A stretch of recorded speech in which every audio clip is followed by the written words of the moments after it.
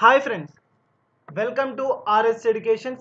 Guys, ఈరోజు మనం మరొక న్యూ కాన్సెప్ట్ తోటి న్యూ థాట్ తోటి మీ ముందుకు రావడం జరిగింది. సో ఆర్ఎస్ ఎడ్యుకేషన్స్ అనేది ఇప్పటి వరకు కూడా ప్రొవైడ్ చేసినటువంటి ప్రతి అంశానికి సంబంధించి చూసాం. సో ఇప్పటి నుంచి మరొక న్యూ అప్డేట్, మరొక న్యూ లేటెస్ట్ అప్డేట్ తోటి మీ ముందుకు రావడం జరిగింది. అదేంటి అంటే మనం ఇప్పటి వరకు కూడా ఉన్నటువంటి ప్రతి ఒక్క దానికి రిలేటెడ్గా మనం చూస్తే మెయిన్గా వచ్చేసరికి news papers. So daily news పేపర్స్కి సంబంధించినటువంటి ఒక నూతనమైనటువంటి అప్డేట్ అని చెప్పవచ్చు. సో ఆ యొక్క అప్డేట్కి సంబంధించి డైలీ న్యూస్ పేపర్ అనాలిసిస్ అనేది మనకి ఇప్పటి నుంచి మన ఛానల్లో ప్రొవైడ్ చేయడం అనేది జరుగుతుంది. సో ప్రతిరోజు కూడా మనకి న్యూస్ పేపర్స్లో వస్తున్నటువంటి అప్డేట్స్ గురించి అండ్ మనకి ఏ విధమైనటువంటి అంశాల గురించి చూడబోతున్నాం. సో వీటన్నిటి గురించి కూడా మనకి ఇకపైన మన ఛానల్లో దానికి సంబంధించి ప్రతిరోజు కూడా మనకి వీడియోస్ అనేది అప్లోడ్ చేయడం అనేది జరగబోతుంది. సో మెయిన్గా చూస్తే ఈ రోజు వచ్చేసరికి న్యూస్ పేపర్కి సంబంధించినటువంటి ఒక అప్డేట్స్ తోటి మీ ముందుకు రావడం జరిగింది. సో ఫస్ట్ ఆఫ్ ఆల్ మెయిన్గా వచ్చేసరికి ఈ యొక్క లైవ్లో మనం చూసుకుంటే డైలీ న్యూస్ పేపర్.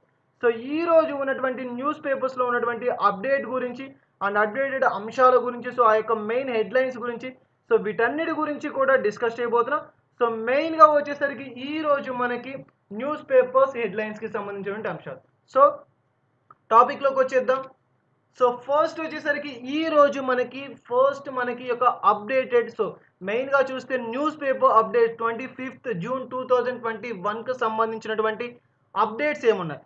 సో మనకి మెయిన్గా చూసుకుంటే ఈ రోజు మన యొక్క న్యూస్ పేపర్స్కి సంబంధించినటువంటి అప్డేట్స్లో ఫస్ట్ వచ్చేసరికి 10th అండ్ ఇంటర్ పరీక్షలు. సో 10th క్లాస్కి అండ్ ఇంటర్ మనకి మెయిన్గా యొక్క 2 తరగతులకు సంబంధించినటువంటి పరీక్షలు రద్దు అని చెప్పే ఒక అంశం చూసాం.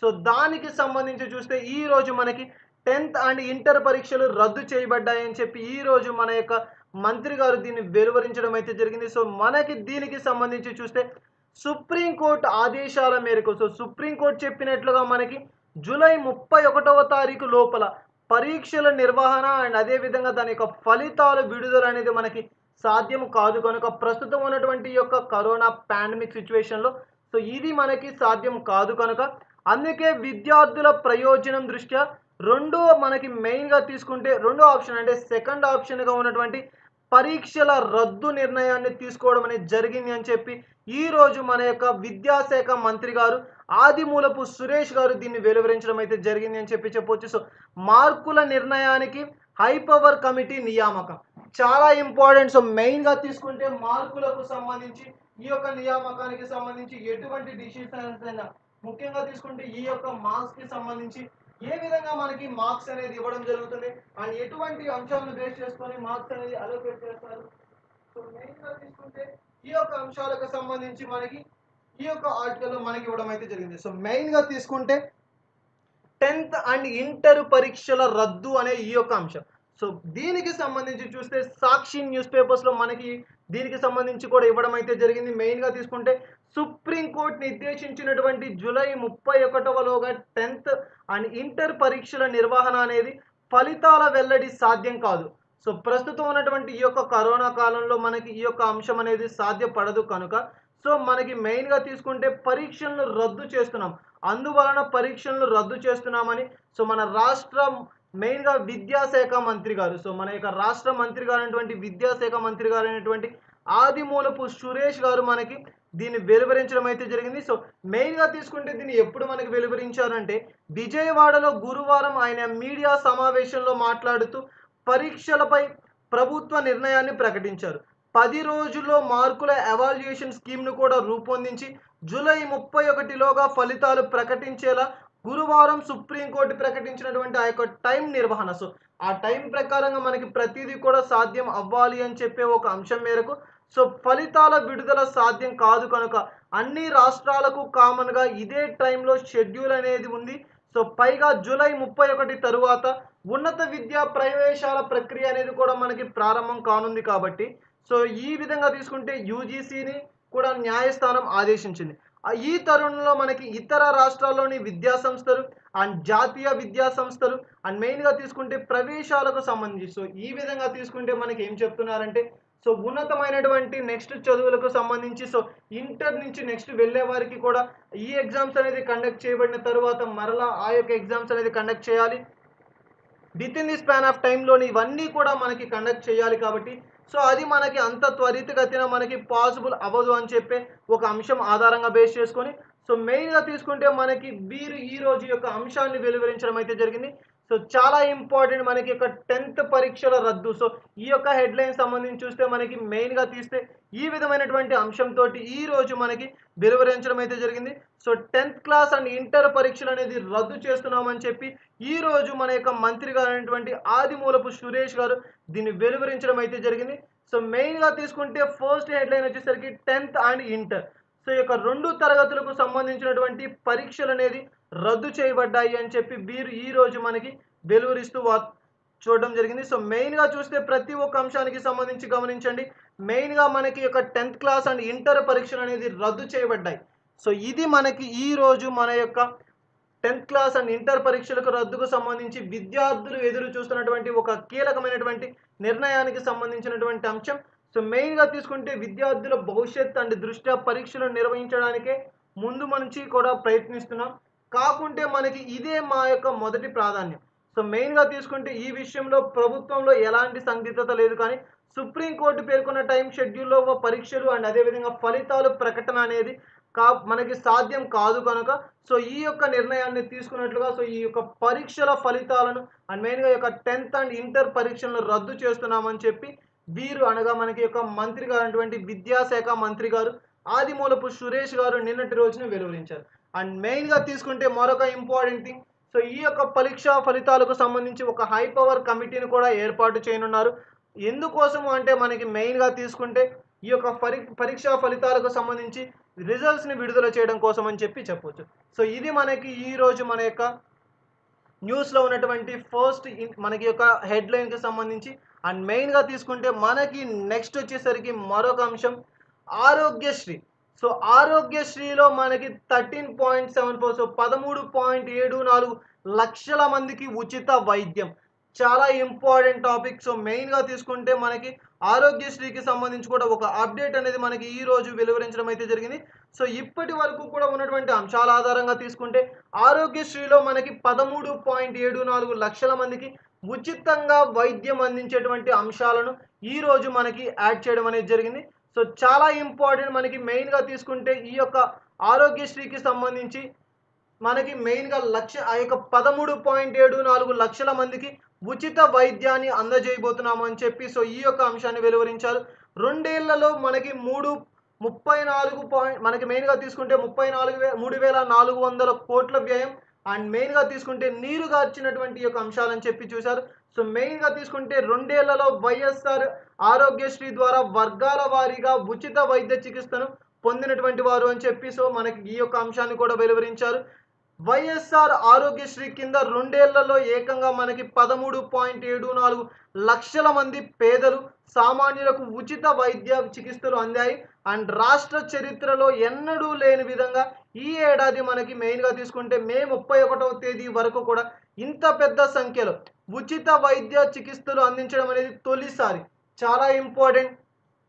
ఆరోగ్యశ్రీలో 13.74 లక్షల మందికి ఉచిత వైద్యం అని చెప్పే ఒక కాన్సెప్ట్ తోటి మనకి ఈ యొక్క హెడ్లైన్స్ అనేది ఇవ్వడం జరిగింది. సో మెయిన్గా తీసుకుంటే దీనికి సంబంధించి చూస్తే ఈ యొక్క అంశానికి సంబంధించి మనకి దాదాపుగా 1000 అంటే చికిత్స వ్యయం ఏదైనా సరే ఒక చికిత్సకు సంబంధించి ముఖ్యంగా ఏదైనా ఒక అనారోగ్య సమస్యకు సంబంధించి 1000 రూపాయలు కనుక దాటితే ఆ యొక్క ప్రతి ఒక్క వ్యాధిగ్రస్తునికి కూడా మనకి వైఎస్ఆర్ ఆరోగ్యశ్రీ అనేది వర్తింపజేస్తూ ముఖ్యమంత్రిగా అయినటువంటి జగన్మోహన్ రెడ్డి గారు తీసుకున్నటువంటి నిర్ణయం అని చెప్పి చెప్పవచ్చు. తరచూ సమీక్షలతో ఈ యొక్క పథకంపై అమలులో ప్రత్యేక శ్రద్ధ తీసుకుంటున్నారు. అండ్ ప్రతి 3 నెలలకు ఒకసారి బిల్లులు చెల్లించేటువంటి ఏర్పాటు. సో ఈ విధంగా తీసుకుంటే మొత్తంగా ఈ యొక్క ఆరోగ్యశ్రీలో నూతనమైనటువంటి వినూత్న కార్యక్రమాలతో వివిధ రకాలైనటువంటి అంశాలను యాడ్ చేయడం అనేది జరిగింది. సో ఈ రోజు యొక్క ఆరోగ్యశ్రీలో 13.74 లక్షల మందికి ఉచిత వైద్యం అని చెప్పే ఒక హెడ్లైన్స్ తోటి మనకి రావడం అయితే జరిగింది. మెయిన్గా తీసుకుంటే ఈ యొక్క కరోనా కాలంలో 1,50,000 మంది కోవిడ్ రోగులకు ఉచిత శిక్ష. గత ఏడాది కోవిడ్-19 కూడా వైఎస్ఆర్ ఆరోగ్యశ్రీలో చేర్చి ఉచిత వైద్యం అందిస్తున్నారు. చాలా ఇంపార్టెంట్. సో ఇదొక నూతనమైనటువంటి అధ్యాయం అని చెప్పవచ్చు. ఇటీవల కాలంలో బ్లాక్ ఫంగస్, సో మనం మెయిన్గా తీసుకుంటే కరోనా కాలానికి సంబంధించి కోవిడ్-19కి అండ్ అదేవిధంగా ఇటీవల కాలంలో అత్యంత ప్రమాదకరమైనటువంటిది అండ్ మెయిన్గా తీసుకుంటే ఆ యొక్క బ్లాక్ ఫంగస్ను కూడా చేర్చడం అనేది జరిగింది. ప్రభుత్వ నిర్ణయం పేదలు సామాన్యులకు కొండంత ధైర్యాన్ని ఇచ్చిందని చెప్పవచ్చు ఆరోగ్యశ్రీ. అండ్ మెయిన్గా తీసుకుంటే సామాన్యులకు కొండంత ధైర్యాన్ని గత ఏడాది ఏప్రిల్ నుంచి ఈ ఏడాది మే వరకు కూడా వైఎస్ఆర్ ఆరోగ్యశ్రీ కింద మనకి 1.55 లక్షల మందికి, సో 1.55 లక్షల మందికి పైగా కోవిడ్ రోగులకు ఉచిత వైద్య చికిత్సలను అండ్ అదేవిధంగా తీసుకుంటే ఇందుకోసం రాష్ట్ర ప్రభుత్వం ప్రత్యేకంగా 435.87 కోట్ల వ్యయాన్ని కూడా చేసిందని చెప్పవచ్చు. ఈ పథకాన్ని గతంలో 1000 చికిత్సలకు మాత్రమే పరిమితం చేస్తే సీఎం జగన్ గారు దీనిని మనకి 2434 వ్యాధులకు సంబంధించినటువంటివి, సో ప్రతిదీ కూడా మనకి 1400 అడిషనల్గా ఈ యొక్క ఆరోగ్యశ్రీలో ఉచిత వైద్యం అనే స్కీమ్ క్రింద మనకి జత చేయడం అయితే జరిగింది. సో చాలా ఇంపార్టెంట్, మనకి ఆరోగ్యశ్రీలో 13.74 లక్షల మందికి ఉచిత వైద్యం అని చెప్పి ఒక అంశంతో ఈ రోజు మనకి యొక్క రావడం అయితే జరిగింది. సో ఈ విధంగా మనకి ఈ యొక్క చాలా ముఖ్యమైనటువంటి అంశం అని చెప్పవచ్చు. సో ఆరోగ్యశ్రీలో జత చేసినట్లుగా వీరు వెలువరించడం అయితే జరిగింది. అండ్ నెక్స్ట్ వచ్చేసరికి మనకి ఈ రోజు వార్తలు మరొక హెడ్లైన్ ఏంటి అంటే ఎంబీబీఎస్తో సమానంగా మనకి పీజీ సీట్లు, చాలా ఇంపార్టెంట్. ఎంబీబీఎస్తో సమానంగా మనకి ఈక్వల్గా పీజీ సీట్లను కూడా మనకి కేటాయించనున్నారు అని చెప్పి, సో అది మరొక ఆ యొక్క ఆర్టికల్ తోటి రావడం అయితే జరిగింది. సో మెయిన్గా చూస్తే ఈ యొక్క అంశానికి సంబంధించి పీజీ వైద్య సీట్లు కూడా ఈ యొక్క మేరకు పెంచుకోవచ్చని తాజాగా ఆదేశాలు జారీ చేసినాయి. సో దీంతో విద్యాశాఖ పీజీ వైద్య సీట్లకు సంబంధించి పెంపుపై దృష్టి సాధించింది. సో మెయిన్గా తీసుకుంటే ఇప్పటి వరకు రాష్ట్రంలో 2185 ఎంబీబీఎస్ సీట్లుండగా మనకి మెయిన్గా తీసుకుంటే అది 910కి మాత్రమే పీజీ వైద్య సీట్లు ఉన్నాయి. కాబట్టి ఇప్పుడు అదనంగా 1275 సీట్లను పెంచుకునే వెసులుబాటు కూడా ఉంది అని చెప్పి, దీనికి సంబంధించి ఇప్పటికే 308 పీజీ సీట్లను ప్రభుత్వం మనం ఎసెన్షియాలిటీ కింద సర్టిఫికేట్ అనేది జారీ చేసింది. సో చాలా ఇంపార్టెంట్, ఎంబీబీఎస్తో సమానంగా మనకి పీజీకి సంబంధించినటువంటి సీట్లకు సంబంధించినటువంటి పెంపు అని చెప్పి ఒక అంశం అని చెప్పవచ్చు. సో ఎంబీబీఎస్తో ఈక్వల్గా మనకి సమానంగా ఈ యొక్క పీజీ సీట్లను ఇవ్వనున్నాము, సో ఏర్పాటు చేయనున్నామని చెప్పి రావడం అయితే జరిగింది. సో మెయిన్గా తీసుకుంటే మనకి ఈ యొక్క హెడ్లైన్ ద్వారా ఏం వెలువరిస్తున్నారంటే ప్రస్తుతం మనకి యొక్క ఎంబీబీఎస్ సీట్లకు సంబంధించి చూస్తే దానితో ఈక్వల్గా మనకి ఈ రోజు ఈ యొక్క సమానమైనటువంటి పీజీ సీట్లను కేటాయించడం అయితే జరుగుతుంది అని చెప్పవచ్చు. సో మెయిన్గా తీసుకుంటే ఎంబీబీఎస్, సో ఎంబీబీఎస్తో ఈక్వల్గా మనకి ఈ యొక్క పీజీ సీట్లను కూడా కేటాయించనున్నాము అని చెప్పి వెలువరించడం అయితే జరిగింది. సో మెయిన్గా తీసుకుంటే ఎంబీబీఎస్కి ఈక్వల్గా మనకి సమానంగా పీజీ సీట్లు.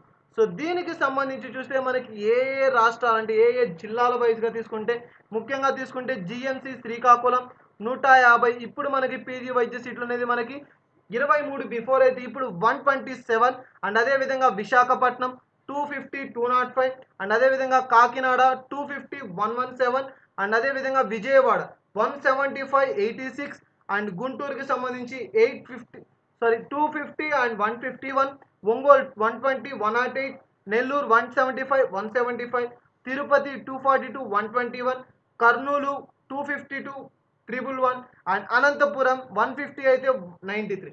సో ఇలా మనకి ఈ యొక్క పీజీ సీట్లకు సంబంధించి పెంపొందించి అంటే పెంచుకునేటువంటి వెసులుబాటును కలిగిస్తూ ఈ రోజు మనకి యొక్క ఎంబీబీఎస్తో సమానంగా పీజీ సీట్స్ అని చెప్పే ఒక అంశం అనేది ఈ రోజు మనకి యొక్క అప్డేటెడ్ అని చెప్పవచ్చు. సో న్యూస్ పేపర్లో మరొక అప్డేట్ ఏంటి అంటే ఎంబీబీఎస్తో పాటుగా పీజీ సీట్లు, సో ఎంబీబీఎస్తో సమానంగా పీజీ సీట్లు అని చెప్పవచ్చు.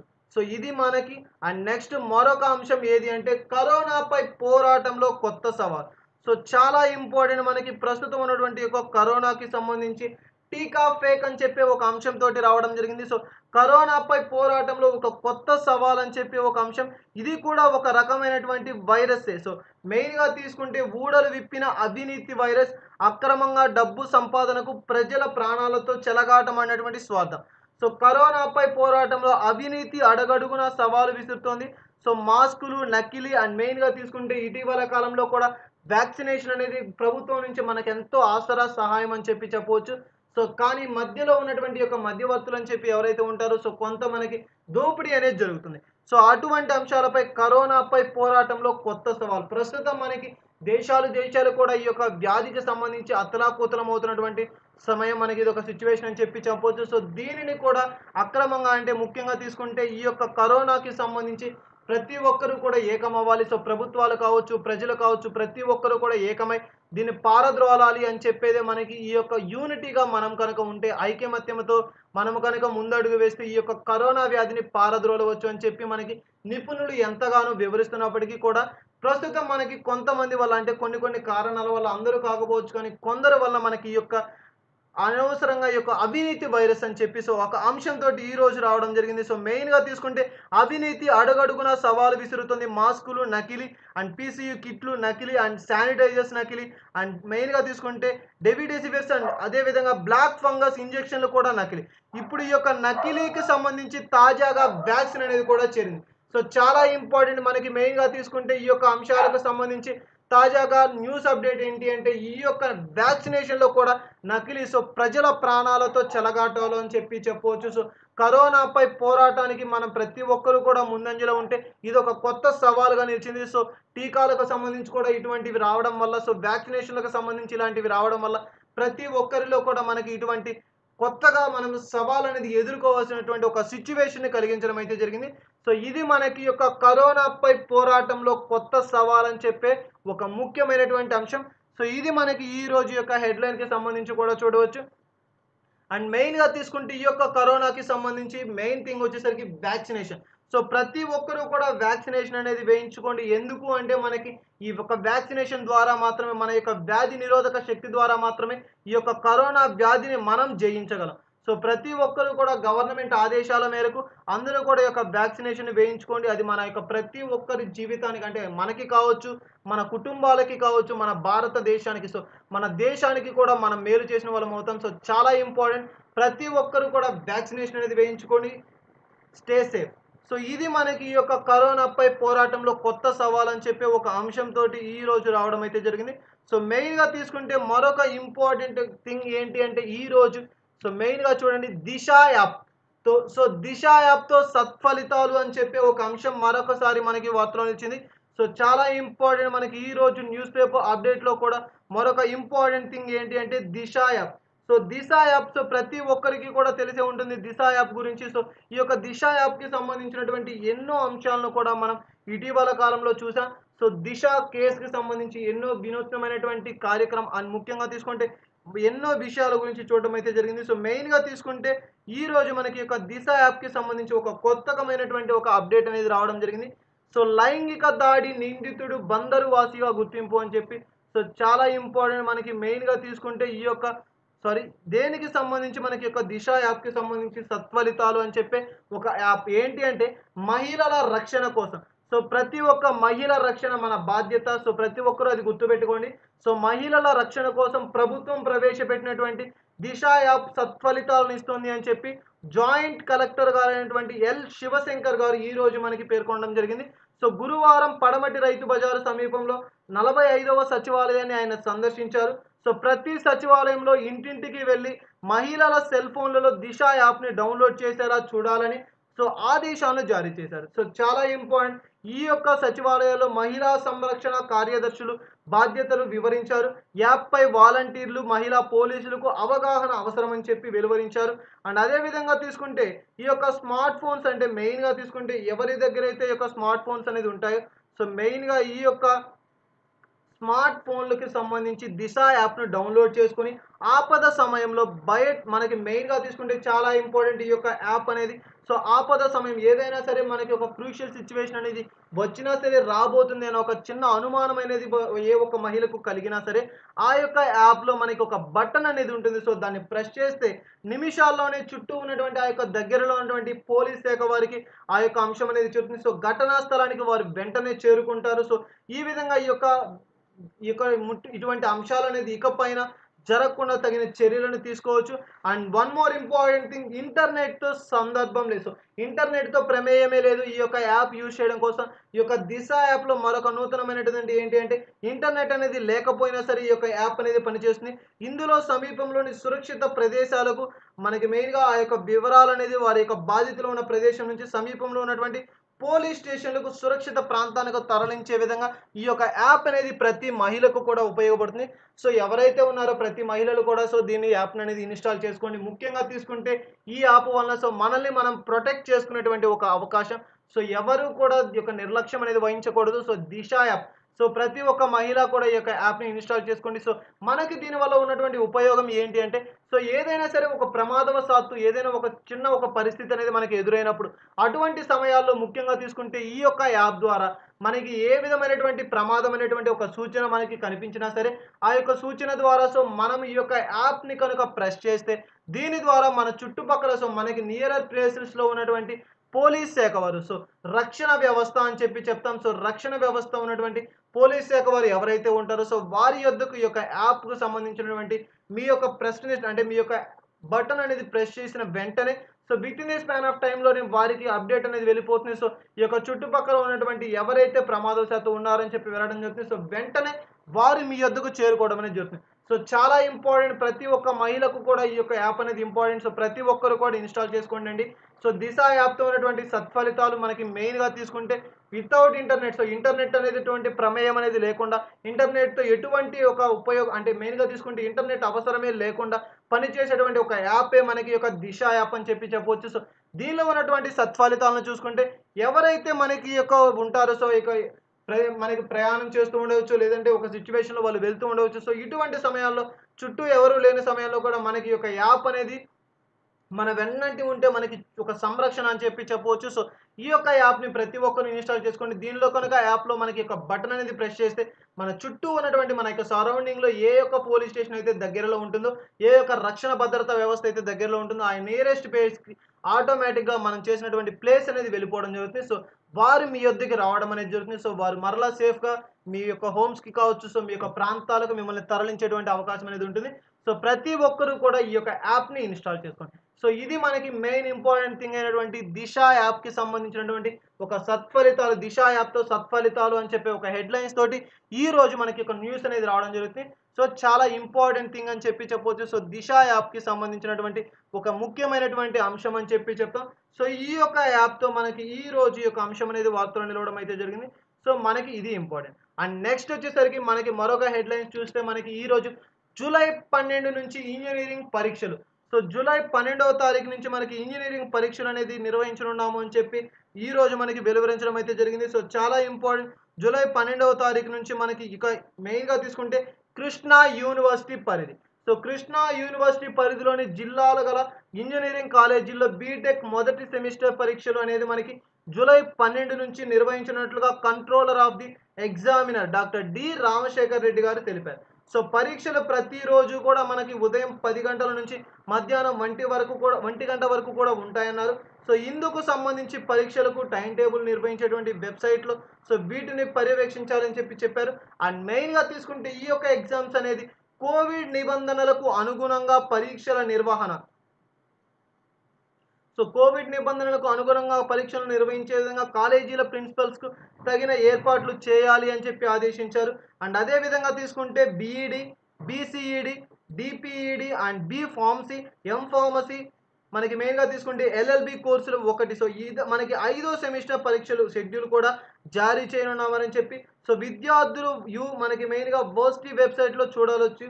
సో ఈ విధంగా తీసుకుంటే మనకి ఈ యొక్క జూలై 12వ తారీఖు నుంచి ఇంజినీరింగ్‌కి సంబంధించినటువంటి పరీక్షా పత్రికలు సో ఇంజినీరింగ్‌కి సంబంధించి మనకి ఈ యొక్క పరీక్షలు అనేది నిర్వహించనున్నాము అని చెప్పి ఈరోజు మనకి వెలువరించడం అయితే జరిగింది. సో చాలా ఇంపార్టెంట్ మనకి ఇంజినీరింగ్ విద్యార్థులకు. సో మనకి ఈ యొక్క 12th జూలై నుంచి సో నెక్స్ట్ మంత్ జూలై నుంచి ఒక ఇంజినీరింగ్ పరీక్షలు అనేది నిర్వహించనున్నట్లుగా వీరు మనకి వెలువరించడం అయితే జరిగింది. సో చాలా ఇంపార్టెంట్ మనకి ఈ యొక్క కరోనా కాలంలో సో ప్రతి ఒక్క అంశానికి సంబంధించి చూస్తే కరోనా కాలంలో ఎవరైతే ఈ యొక్క పరీక్షలు రాస్తున్నారో సో ప్రతి ఒక్కరు కూడా తమ వంతు జాగ్రత్త అనేది కలిగి ఉండండి. అండ్ అదే విధంగా ఇతరులకు కూడా సేఫ్‌గా ఉంటుంది. సో మనము ఎఫెక్ట్ అవ్వకుండా, మన ఫ్యామిలీస్ ఎఫెక్ట్ అవ్వకుండా అండ్ అదే విధంగా తీసుకుంటే ఇతరులు సో ఎవరైతే ఉంటారో వారు సేఫ్‌గా ఉంటారు. అండ్ ప్రతి ఒక్కరు కూడా సేఫ్‌గా ఉంటారు. సో ఎవరికీ ఏ ప్రాబ్లమ్ లేకుండా ఉండడం అనేది జరుగుతుంది. సో ప్రతి ఒక్కరు కూడా be aware. So be safe, stay safe. అందరూ సేఫ్‌గా ఉండండి. ఇతరులకి మీరు హెల్పింగ్‌గా ఉండండి. సో మెయిన్‌గా చూస్తే మనం ఈ విధంగా మనం ఉండి కూడా అంటే ఏ విధంగా అంటే ఇంట్లో ఉండి కూడా మనము మన దేశానికి ఒక ఉపయోగకరమైనటువంటి పర్సన్‌గా ఉండేటువంటి ఒక అవకాశం అని చెప్పి చెప్పవచ్చు. సో ఈ విధంగా తీసుకుంటే ఇది మనకి ఈ యొక్క ముఖ్యమైనటువంటి అంశం జూలై 12 నుంచి ఇంజనీరింగ్ పరీక్షలు అని చెప్పొచ్చు. సో గాయస్, ఈ విధంగా మనం వివిధ రకాలైనటువంటి అప్డేట్స్ అనేది న్యూస్ పేపర్స్లో రావడం అనేది జరిగింది. సో ప్రతిరోజు కూడా ఇటువంటి అప్డేట్స్ అనేది మనకి తీసుకొని so main important updates headlines ఏవైతే ఉంటాయో వాటన్నిటి గురించి కూడా మన ఛానల్లో ప్రొవైడ్ చేయడం అనేది జరుగుతుంది. సో మెయిన్గా తీసుకుంటే ఇటువంటి టాపిక్స్కి సంబంధించి detailed information and clear cut information అనేది మన ఛానల్లో ఇకపై నుండి ప్రొవైడ్ చేయడం అనేది జరుగుతుంది. సో బేసిక్గా ఈ రోజు నుంచి స్టార్ట్ చేయడం అనేది జరిగింది.